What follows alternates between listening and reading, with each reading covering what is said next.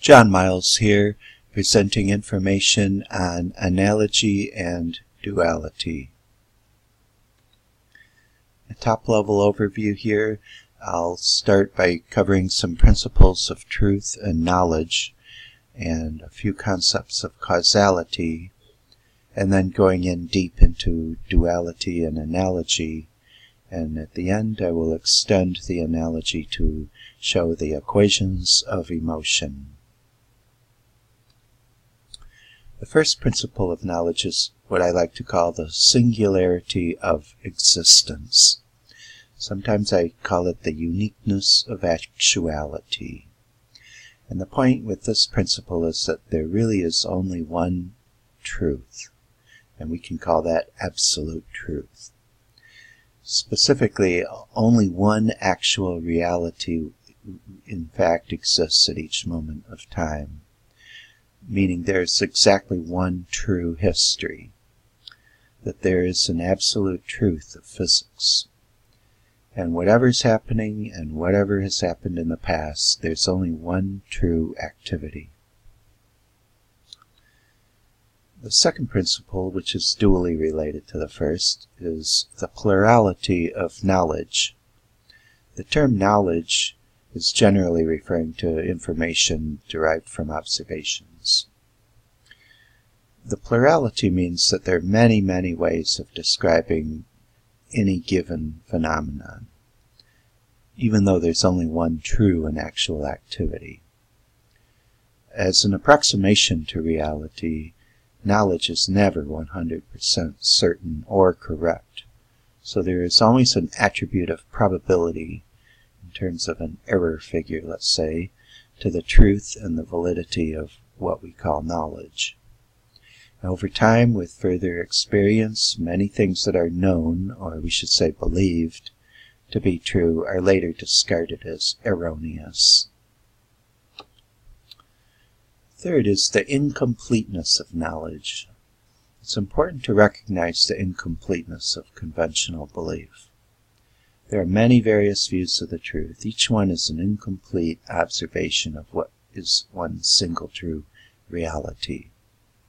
And an interesting note here is that this principle applies to each person and what they believe to be true from their own experience, as well as collective understandings.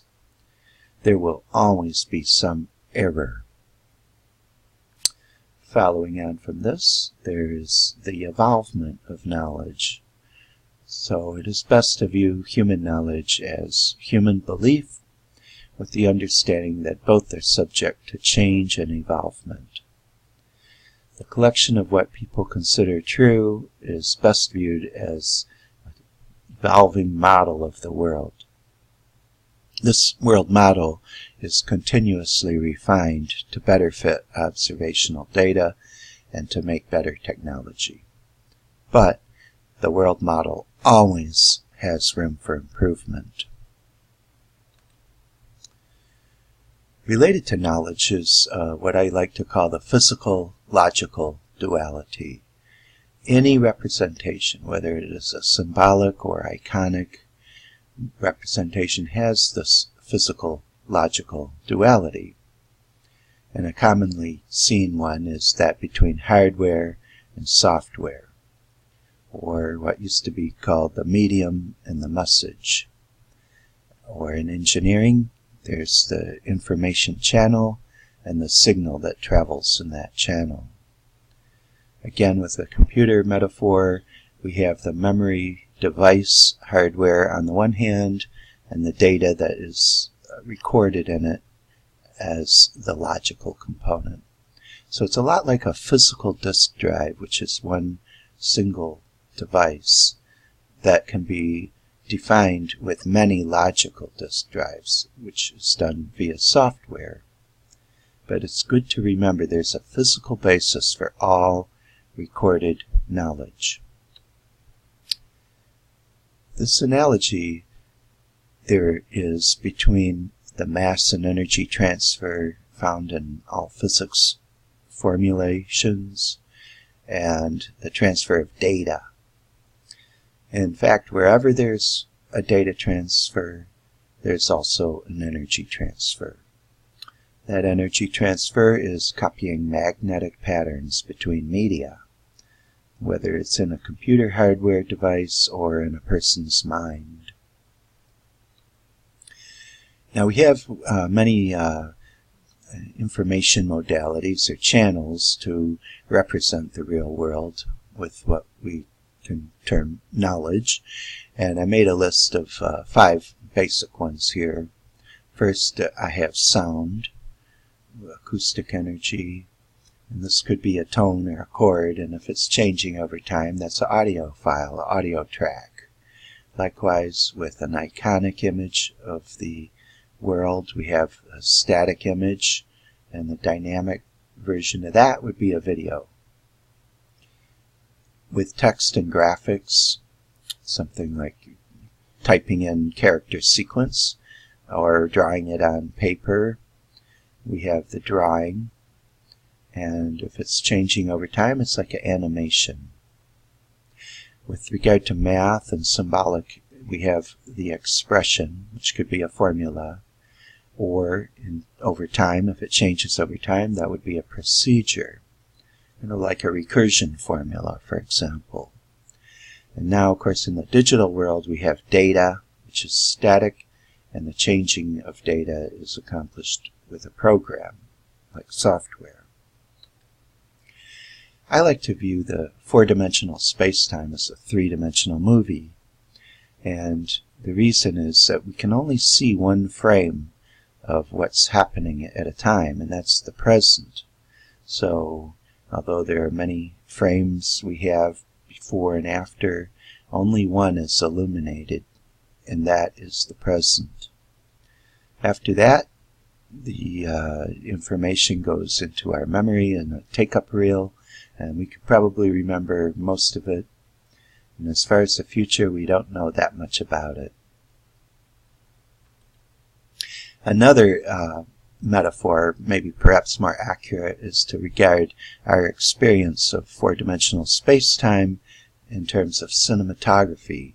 And here, again, the present is what we are observing at any given moment, and only one of these frames is illuminated to the awareness of the present, and the prior frames return to the take-up reel as an exposure, a memory trace of the past.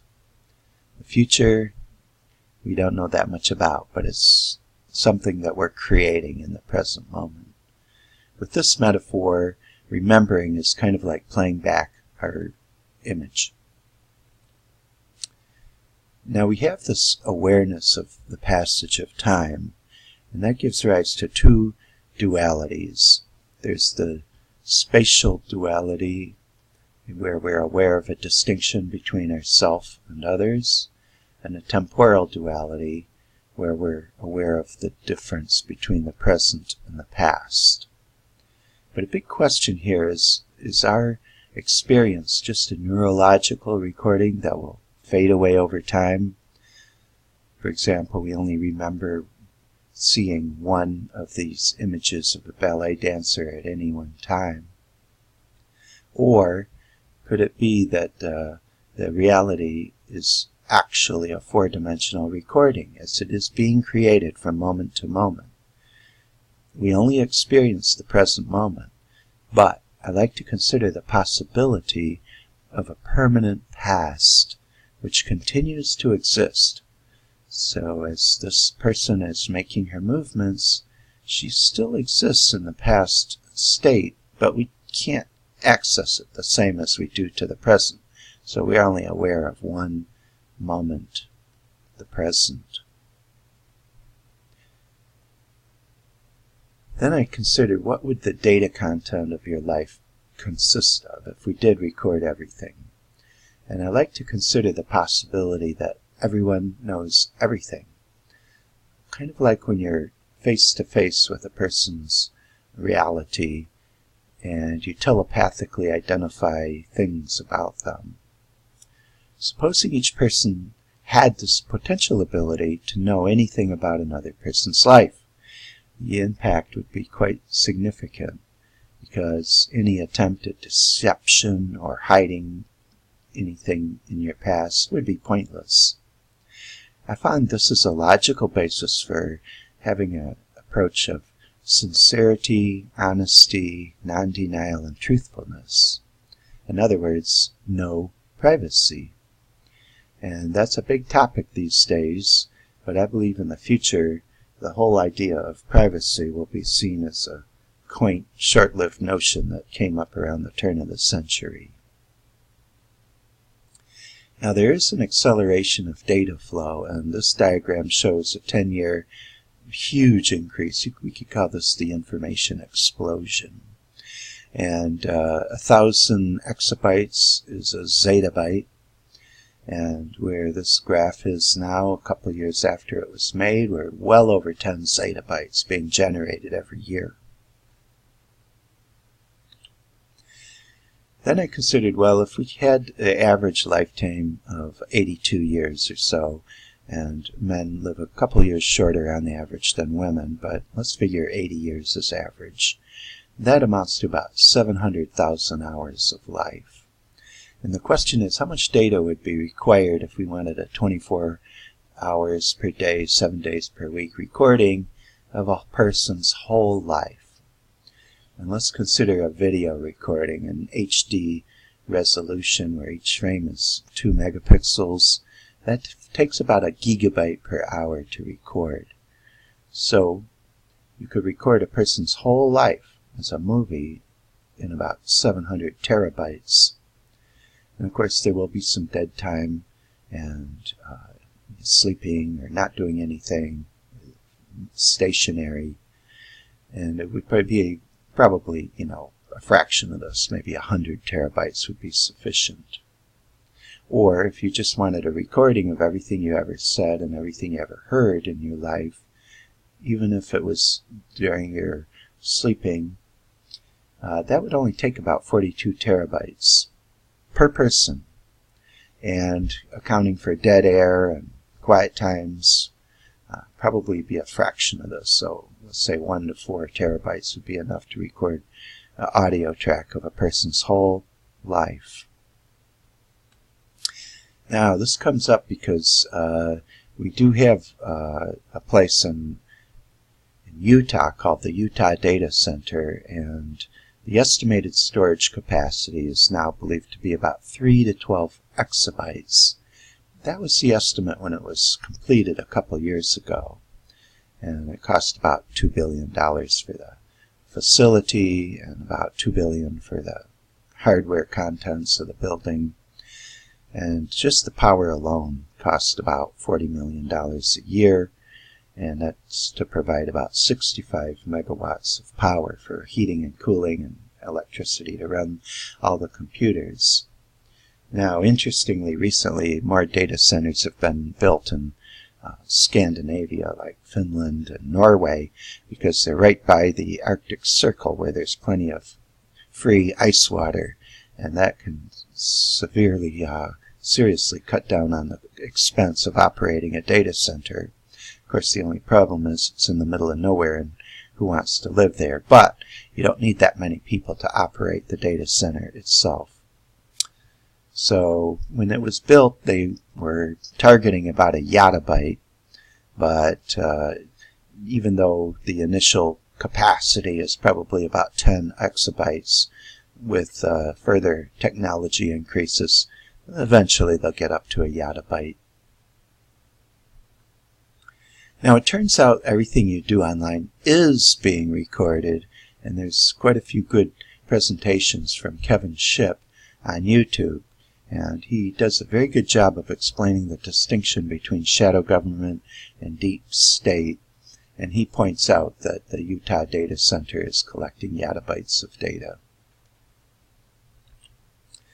So, if you had a data center and you wanted to record information for everybody on Earth, and the population is expected to eventually hit 10 billion people, it's about 7 billion now, but most experts consider the carrying capacity of Earth to be about 10 billion people, then what if you wanted to store that 100 terabytes of active video for 80 years for 10 billion people? Well, you can do that with a yottabyte of data space.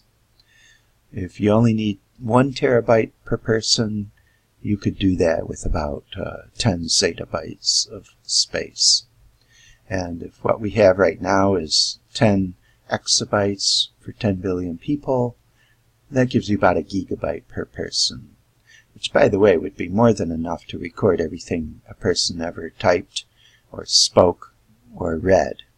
All your internet traffic would probably come down to what you created would probably come down to about a gigabyte. So that's possible now. Now, with regard to the causality, as I define it, the transmission of influence, there's a couple of interesting paradoxes. And of course, the first one is the idea that there may be an unbroken chain of causal events, because if there's a reason for everything and nature operates according to fixed laws, how does free will factor in here? A lot of people took this to mean there must be determinism and we don't have a lot of choice, but I would call it stochastic determinism, because, as with most things, there's a certain probability of anything being definite or actually happening. And models of chaotic processes, more complex procedures in nature, such as using a strange attractor and fractals and other modeling techniques, has shown a phenomenon known as sensitive dependence on initial conditions. What this means is that if the initial conditions are changed by just a tiny fraction of a percent in just one parameter, the modeling will show pretty much the same resulting sequence of events over time, up to a certain point at which there will be a divergence, and there will be quite a radical shift in what happens. So it's highly dependent on initial conditions. Regarding free will, though, is it really engaged very much, or are you a creature of habit? I notice most people are running on autopilot. They don't really demonstrate that much free will, and they're either complying with other people's expectations or their own, or they're, like I say, just running on habit.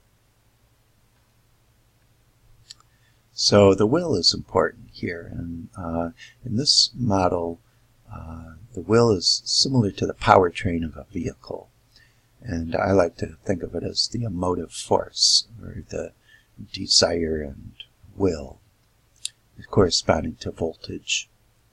Having these, at least these three parameters, there's the direction that you use your will to take you. That corresponds to steering. And then there's the gear, which is forward or reverse, or whether you're in low gear or high gear. And the third aspect of will is the velocity or speed. But notice that the effective engagement of will also requires a sufficient torque in your power source to match the load and overcome impedance.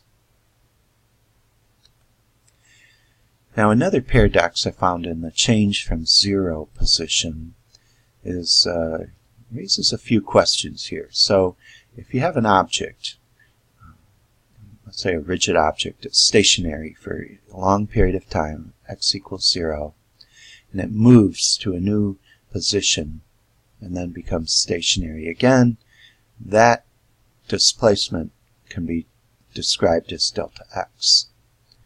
However, that delta x going from 0 to non-zero and then back to 0 again implies that delta square x has to change from 0 to 1. And if delta square x changes from 0 to 1, and delta cube x changes from 0 to 1, and so on. So this higher order differential, is that a cause or an effect? To illustrate this graphically, let's say we have something moving at a constant speed. Here it's shown as a position over time in the straight line change. then we take a derivative of that, and the velocity then for this curve is constant here. For that curve, it's a constant here. Take the rate of change of that over time one more time, and you get a zero line, because there is no acceleration in linear motion. Here's a slightly more complex motion. This is a parabola, which is like position as a function of time squared. In that case, the velocity is increasing at a constant rate, and the acceleration is holding constant with a horizontal line here. And that's an inertial frame of reference. Here it is graphically. So a car starts at point A, it speeds up and moves, and then slows down and stops at point B. That's position. The first rate of time derivative of that is where the velocity it gets fast and then goes back to zero when it stops. The acceleration is positive during the first half of the trip, negative as it decelerates to stationary. And there's a third derivative known as impulse, or jerk, as it's sometimes known, and that also has a more complex curve. So I decided to map this out in an Excel spreadsheet, and what I did is I mapped out time here and a position x. Let's say it's at x equals 1 for a while. And then I took the average of these x to get the delta x per 1 unit of time, and I wrote those in. It's actually a formula. And so when it went from position at x1 to x2, there was a net change of 1 delta x over delta t. That was the velocity, 1 meter per second, let's say. But that changed from 0 being centered right over the midpoint here between 8 and 9 to 1, velocity going to 1. That implies the acceleration becomes non-zero as well. So I put that there. Here, the acceleration going from 0 to 1, that rate of change, the impulse, becomes 1 at this point, 8.5. And so on with the higher order derivatives all the way to the 9th order derivative. It propagates this non-zero value all the way. But look, it looks like it's going back in time. How can that be? It's not possible. There was never any motion until the 9th second. And then I thought, well, it still has validity in a sense, and I could just treat this as a data sheet that I'm filling in after the fact. But nonetheless, there is that anomaly of something happening way before we see a velocity here. And then I noticed that's actually a lot like the Pascal triangle. The difference is with a conventional Pascal triangle, you start with these three ones, and you add the two numbers on the upper left and the upper right, and you get a 2, and these come in polynomial equations. After that, we get 1, 3, 3, 1, and then 1, 4, 6, 4, 1, and so on. And this is a well-known pattern called Pascal's triangle. But look at over here, and this is the difference. So each cell in this layout is going to be the difference of the cell to its immediate left and the one above that. So when velocity here goes from 0 to 1 and then continues at a constant speed of 1, we have this acceleration of 1, but only for that moment of change. After that, acceleration goes back to 0. But the third difference is going to change from a +1 to a -1. And the fourth difference will also change, 1, -2, 1. But look at these numbers. They're exactly the same as Pascal's triangle. So I'm calling this a differential Pascal triangle. Here's a closer view of it. And as you can say this velocity was 0, then it suddenly went to velocity as 1, and it held that constant velocity. While the velocity was constant, the acceleration went back to 0, and all the higher order differences settled back to 0 eventually.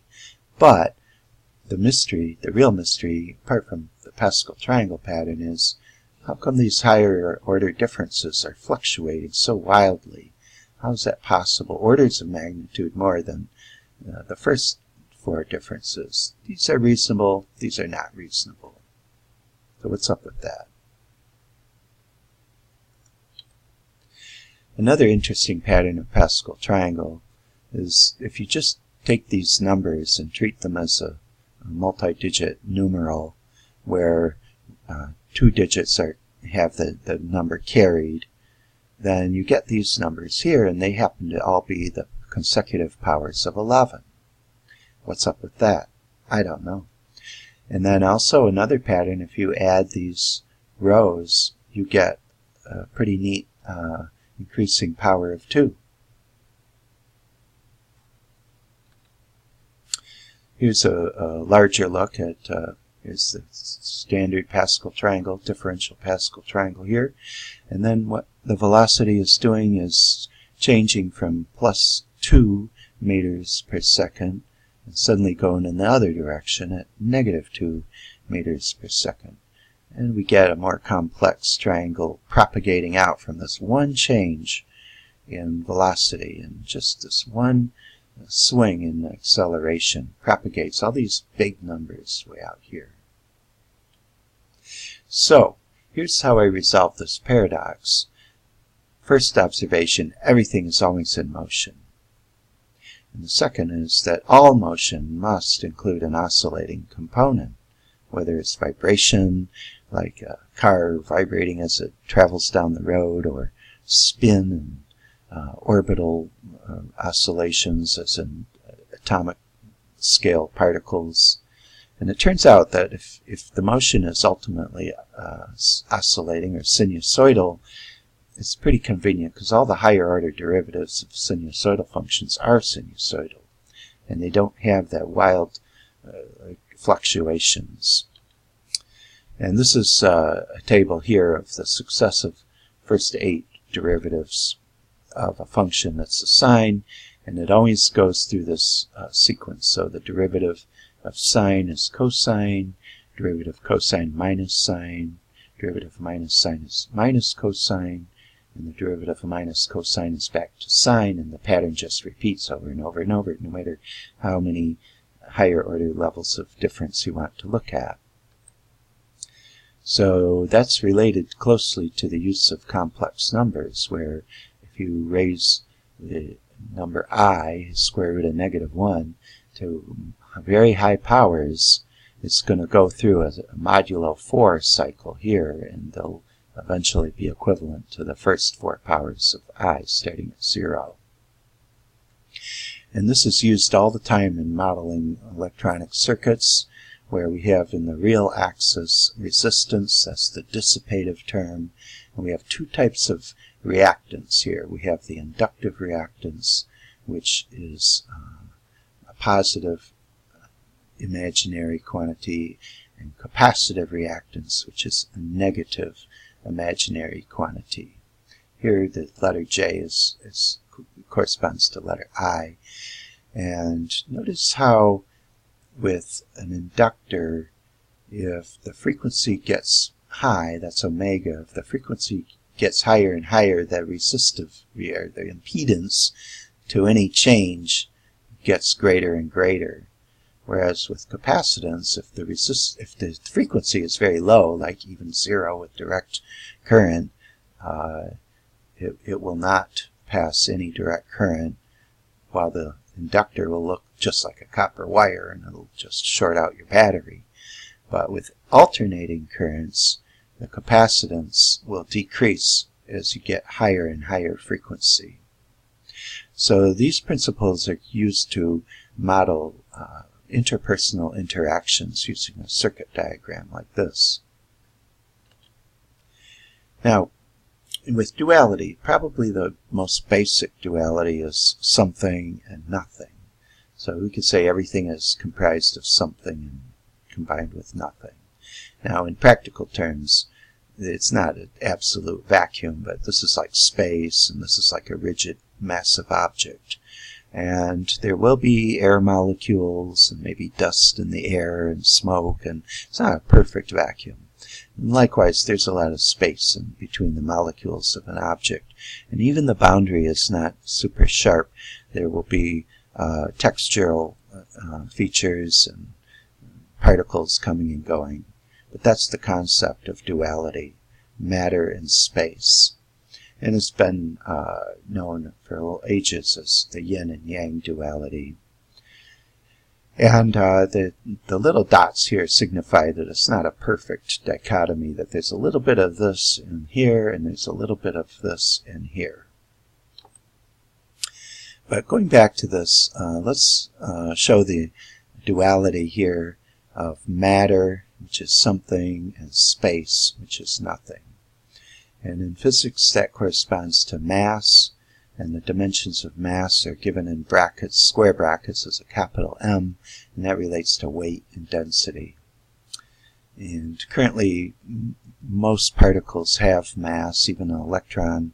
The photon is considered massless, but it does have inertia, or it's believed this is a subtle issue in electromagnetic radiation, but the nothingness or space, which corresponds to the opposite of matter, is all about geometry and location. The dimension L is capital L in square brackets, and that can refer to position, displacement, distance, deflection, or other more complex forms like shape and density. There's another duality here between position and motion, and position itself has two aspects. One is location, like where it is, and the other, which is quite separate from that, is orientation. Which angle, where is it facing?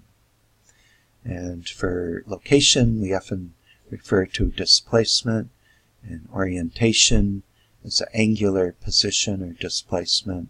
And when that changes over time, such as oscillations, spin, vibration, I'm using the letter A to signify the angular displacement here. In most physics textbooks, they don't consider this to be a dimension, because they like to think of it as a ratio between the arc length of displacement divided by the radius to the center of its rotation. However, those two types of spatial intervals are not directly comparable, and I don't like to lose the information about angular displacement or angular rotation, so I'm using the capital letter A for angle. It corresponds to L. In contrast to position, which is somewhat of an extrinsic attribute depending on an arbitrary reference point, there is form. Form refers to the intrinsic properties of an object, and that includes both the shape of the boundary curvature, or the boundary surface. It can have some texture too when you'll get a closer look at it. So there's the shape, but there's also what I'm calling structure here, which is an assemblage of components, or an arrangement in space of even moving things like electrons. And I like to use the letter X to signify structural attributes, and S to signify shape attributes. And this also can change over time, so a form changing over time is a process, so process forms. And a structure that changes over time, that's a procedure, X over T. And that includes rearrangement, joining or splitting, attaching and detaching, and dividing something. And when shape changes over time, I call that transform, like deflection, where something could be stretched or squeezed. There's another important duality, and that's the analogy in physical action. And this is based on constitutive equations in the form of ordinary second-order differential equations in dynamics.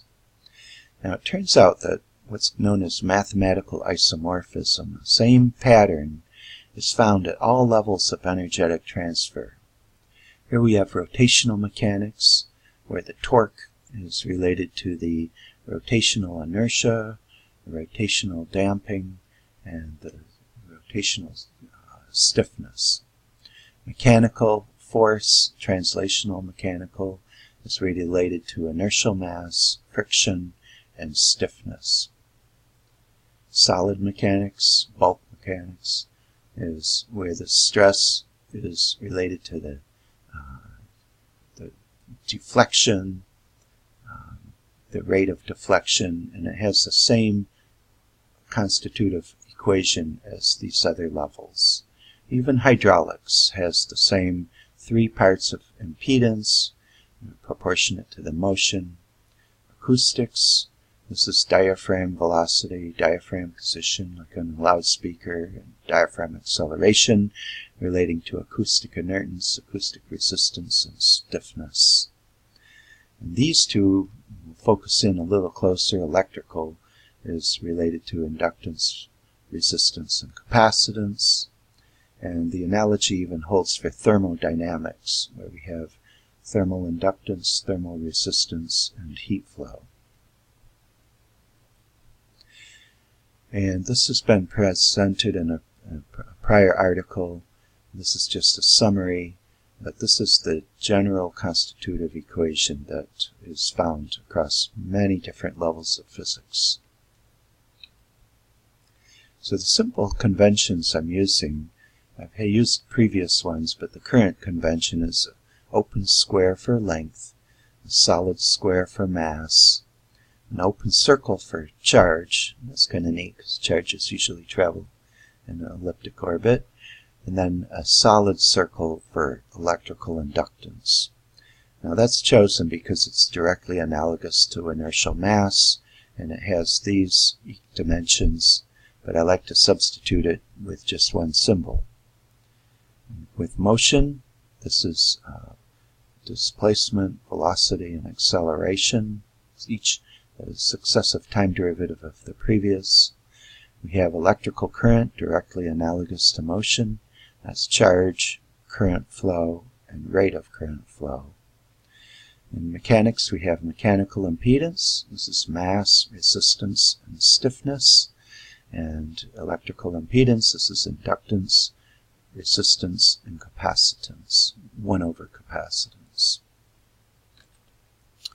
So this is the big picture, and I like to call this the Rosetta Stone for physics. And I came up with this about 40 years ago, and I've been studying it ever since. I think it's a key understanding which can be extended, by the way, to gravity, light, and even particle physics. But that's beyond the scope of this presentation. But in all cases, the constitutive law is expressed as a force term, force or pressure, which is equal to the motion times impedance, or pressure equals flow times impedance. And these are the 3 types of impedance. In terms of familiar mechanical force, it's mass, friction, and stiffness. Looking closer at the left-hand side, the 2 terms pressure and flow are dually related. So we have force and velocity, pressure and flow, voltage and current. And notice that the flow term is generally going to be some spatial quantity divided by time. This is basically velocity or flow.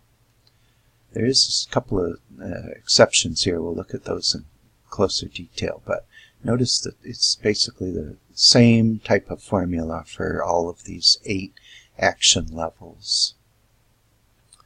Now a closer view of the right-hand part of the table is just looking at these 3 impedance terms, where we have mass, friction, and stiffness in mechanical realm, corresponding to fluid mechanics, density, acoustics, acoustical inertance. I think it's interesting, it's divided by length to the 4th, acoustic resistance, and then stiffness.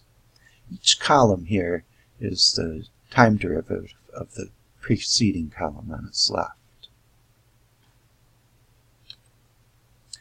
Now there's some excellent videos online with this YouTube channel from Eugene Kuturyansky, and he does a really good job of explaining these three terms among many other topics. But this is from a screenshot from the one on inductors, and he points out that if there's no resistance and you have these charges moving in a coil, like an inductor coil, they're just going to keep moving indefinitely. And it's directly analogous to a spinning flywheel. If you have a spinning flywheel turning around, no friction, it's not going to stop turning. In fact, that's a lot like planets orbiting the sun, or even spinning around on their own axis. This is inductance. For resistance, this is the dissipative term, and the diagram here, these are all animated, and they show the charge tumbling down the resistor and losing some electricity due to thermal dissipation, but then when the charges return to the battery, they get boosted, and it keeps on going here. The third type of impedance is capacitance, and here again, excellent animated graphics showing how charges accumulate on one plate, and sometimes they diffuse over, but this is the third type of impedance, capacitive reactance. Now, going back to the Rosetta Stone, first note that I did define a dimension A for angular displacement, and by the way, I'm not the only person that has done this. I'll see it in quite a few tables where angular displacement is preserved in dimensional analysis.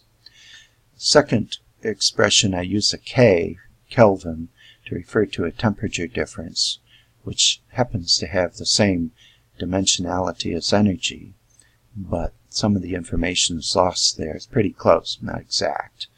And the third substitution, I use this letter H to refer to heat in calories, and as that heat changes over time, H over T is heat flow. The second observation is that some of these terms look a lot like energy, which is ml squared per t squared, but here slightly modified with angular displacement, and voltage is like energy but divided by charge, how much energy per charge. And again, temperature difference is not distinguished from energy dimensionally, but that's for a future discussion. And of course, the biggest observation in this table is that we have current, charge flow over time, with the same dimension as magnetomotive force. So this is the only term in the pressure column that's not divided by time squared. And magnetomotive force seems to be very closely related to current flow. So I would say wherever there is an electron flux, this seems to give rise to a magnetomotive force. And likewise, the magnetic flux, this looks an awful lot like voltage. In fact, if we take the time derivative of this, just divide it by one more dimension of time, and we get voltage. So these are dually related, and these, even though they have the same dimension, they're dually related as well. Going again into the electromagnetic field, I've defined magnetomotive force, magnetic flux, and then each column here is, this is the time derivative of that quantity, and this is the time derivative of what's to its left. And then we have divided by time in each row, so each row is a gradient of the row above it. And the names and symbols for these quantities are given in the corresponding table here. So we have magnetomotive force or current with Q over T. Charge, of course, is Q. But if you look at the Maxwell equations, they're all presented in these terms here. Pretty neat. So I wanted to extend the analogy to a higher order space.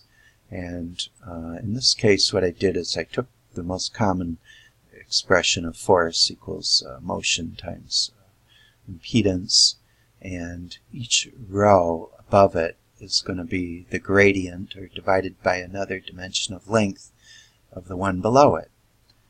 Or, to put it another way, each row is the moment of the row above it by multiplying it by another dimension of length. And these other semi-mechanical qualities are found here, but they're expressed differently in the pressure term.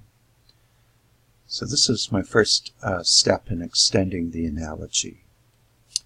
Then I wanted to think, well, we know that there's acceleration and there's also impulse, or the third derivative of position with respect to time. So why not just add that into the equation? And likewise with mass, friction, and stiffness, what if we took another derivative with respect to time and we get this third order term?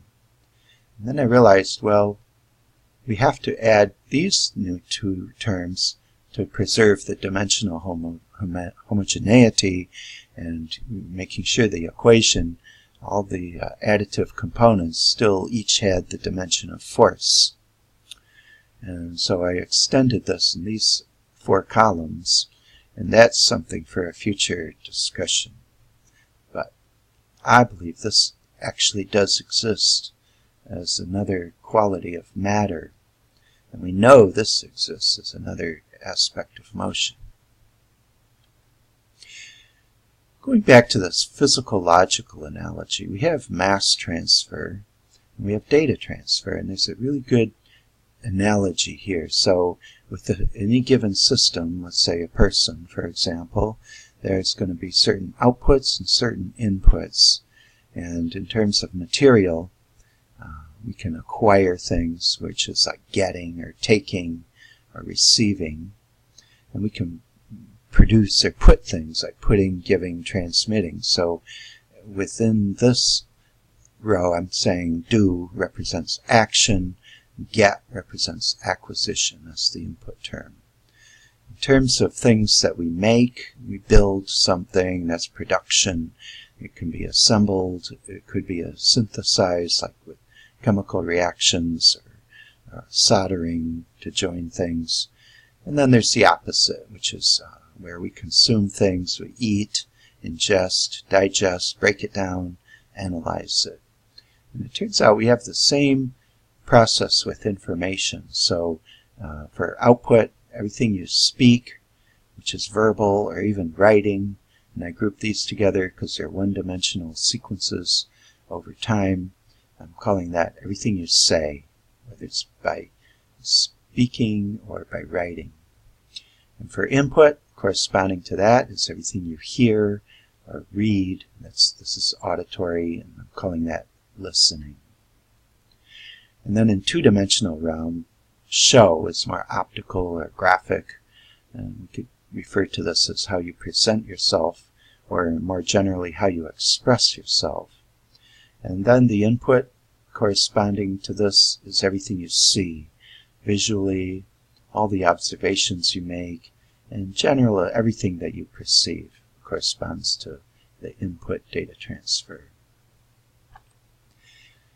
So I like to use circuits to describe data transfer, and whether the flow is information or influence or data. It's very similar to data flow charts. So we have two circuits, we have a system and its environment. This can be elaborated using circuits or flow charts to describe consciousness as data transfer. So we have input stimulus hitting a sensor on our body, creating an impression. This is known as perception, involves memory, and we do the analysis using knowledge. We relate it to our world model, things we know about the world. All of that is the observation. And then we have thoughts and beliefs, and we have our own self-model that determines how you will respond to the input, the stimulus. And this will be based on your desires, habits, motivation, and your will, which again is like a vector since it has both direction and magnitude. And this output from this component goes to control, and whether you choose to say something or do something. Again, it's related to will. A motor script is executed and the muscles are activated. This will depend on your skill level and your will, and the actuator actually creates an action, which is the output. So, we go back to this, and it turns out that this is an effective approach to modeling how emotions and data are transferred between two people. Here shown with a common ground for simplicity. But lots of times it's helpful to have a two-port network so that we can model input and output for the system as it links to another module and as it links to another system. Here is a circuit model being used to describe interpersonal interactions. So we have person 1, everything they do and say goes through the environment to person 2. They respond, everything they do or say goes through the environment to person 1. Then we can elaborate on this a bit further, a circuit model of consciousness. And this is for modeling emotive force and emotive flux. So in this approach, we have a person's body will say something, go into the person 2 body, they'll hear it, and it will go into their mind. They'll do something between their ears, and it comes out is what they're going to react, which is executed in their body. It hits person 1, and that information is processed in their mind. So we have these two data flow loops. Now a better model, a little bit more sophisticated model, is the 3-level model of consciousness. And this is taught in the body of knowledge known as divine truth, that we have actually 3 components. We have our soul, which controls the spirit body, and this controls our physical body.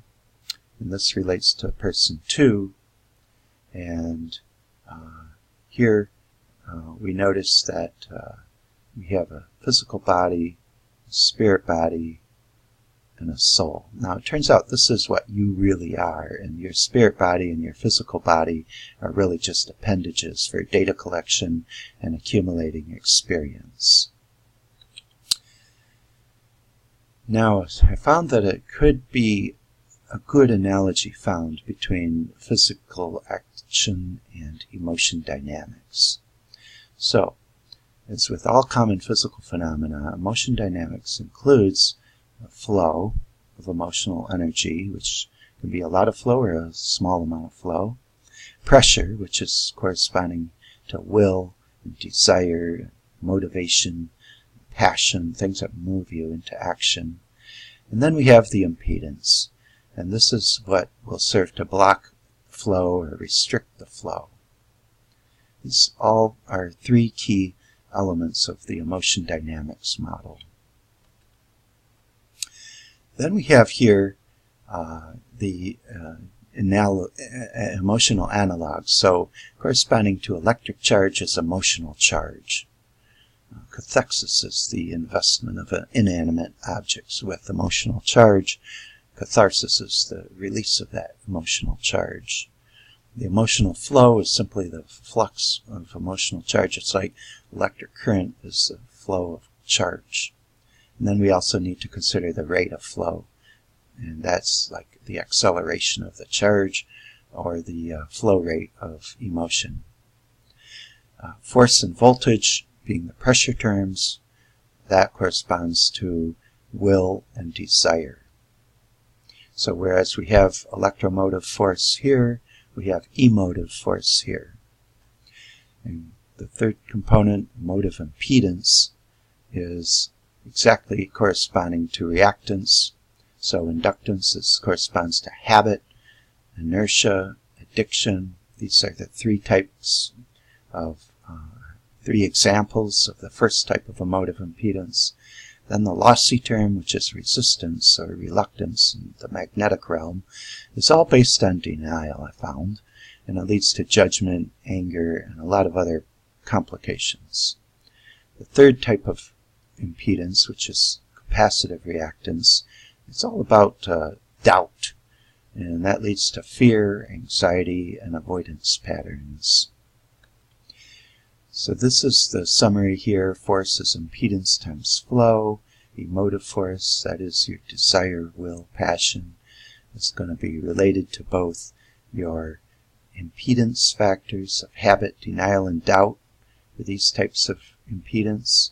And the emotive flow can be expressed in terms of charge, which can accumulate and remain stationary, like in a capacitor, or can flow, like in an inductor, and it can have different flow rates. So the 3 types of impedance, to summarize in this shot, is where habit can lead to addiction, arrogance. These are like energy stored in motion, repetition, like the coils of an inductor. It's something you do over and over and over again. Arrogance is when you think you already have things figured out, and this is energy stored in motion. The middle term is like reluctance or resistance, emotional resistance, resistance to change. Here energy is lost to dissipation, just as it is in friction, and it's all based on denial. So this second type of emotive impedance is all about denial, which leads to judgment, anger, disappointment, and other related emotions. The third type of emotive impedance is capacitive reactance. And here energy is stored in the separation of emotive charge, kind of a holding pattern. And this is where you hold on to doubt. And this leads to fears. People will cling to their fears. They will have avoidance patterns. They will have anxiety. And it's all about distance and separation. And this is handy because there's a lot of circuit modeling apps. You can set up your diagram here and specify the 3 levels of impedance, the attributes of the input source voltage, the frequency, and the magnitude, and then you can actually see how it changes to understand the way these 3 impedances work in different ways. Here's another summary of emotional impedance. These are the 3 types, and we have energy stored in motion, energy lost through dissipation, and energy stored in separation. And that corresponds to emotive inertias like inertial mass, habit, need, repetition. The middle term here, where energy is lost through dissipation, is about reluctance, grief, pain, and loss. The third type, you call it elastance or stiffness, and it's all about doubt, fear, uncertainty, which is the basis of fear, and these are all your fundamental terrors. And it corresponds to statics here, kinetics in terms of velocity, and kinematics in terms of acceleration. Here's a slightly more detailed chart, and I've given more examples of what a high reactance here, high inductive emotive reactance with expectation, habits, presumption, prejudice, and the opposite term, low reactance, is humility, allowance, openness, and sincerity. These are all based on need, which gives rise to habit. And this gives rise to facade, where you act in different ways towards different people. That's the opposite of being sincere. In terms of the middle component of impedance, if you have high resistance, you'll have false beliefs, feel a lot of disappointment, judgment, criticism, anger, and frustration. These are all fundamentally based on denial, which leads to anger and these other resistance factors. When you have low resistance, you have acceptance, appreciation, living in grace. The third type of emotive impedance is the capacitive reactance, and that's all based on doubt, which is uncertainty, and that gives rise to fear. A good antidote for fear is knowledge. You have to be a lover of truth and want the true facts. So if you have a lot of doubt and fear, you're going to be feeling anxiety, worry, distrust. You can have avoidance patterns. You're going to have separation anxiety, maybe feel shame, guilt. If you have, however, little doubt, you have a lot of faith. And if you don't have a lot of fears, you have trust. And you have a feeling of innocence and proximity. And that concludes this presentation on analogy and duality. In part 2, I go into a lot more detail about emotion dynamics. And you should be able to find that in a link page or the John Miles YouTube channel. And I suggest you next look at this emotion dynamics video. These to give applied applications for the circuit impedance model to improve emotional well-being. For more information, you can find a link page at my website /GGG999, and there will be other related videos. And if you have any comments or ideas, please contact me here. I'm very interested in learning more about this. Thanks for watching.